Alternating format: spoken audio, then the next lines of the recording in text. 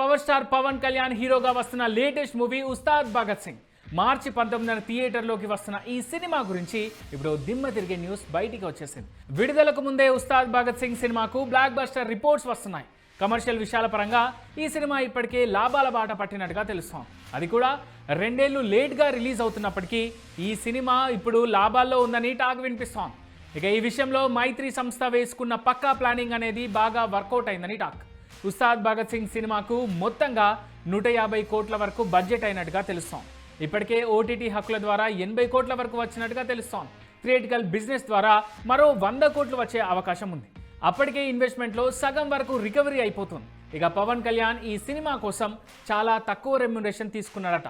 ముందు 50 కోట్ల రెమ్యునరేషన్ అనుకున్నారు. కానీ హరిహర వీరమల్లు సినిమా విడుదల సమయంలో మైత్రి సంస్థ ఆ చిత్ర నిర్మాతలకు అండగా నిలబడింది. ఆ కారణంగా ఉస్తాద్ భగత్ సింగ్ కోసం ఏకంగా 20 కోట్ల తక్కువ అంటే 30 కోట్ల వరకు రెమ్యునరేషన్ మాత్రమే తీసుకున్నాడట పవన్ కళ్యాణ్. మొత్తంగా చూసుకుంటే 200 కోట్ల ఆదాయం రావడంతో విడుదలకు ముందే ఈ సినిమా టేబుల్ ప్రాఫిట్లోకి వెళ్ళిందని మైత్రి మూవీ మేకర్స్ నుంచి అన్అఫీషియల్గా ఓ న్యూస్ బయటికి వచ్చింది.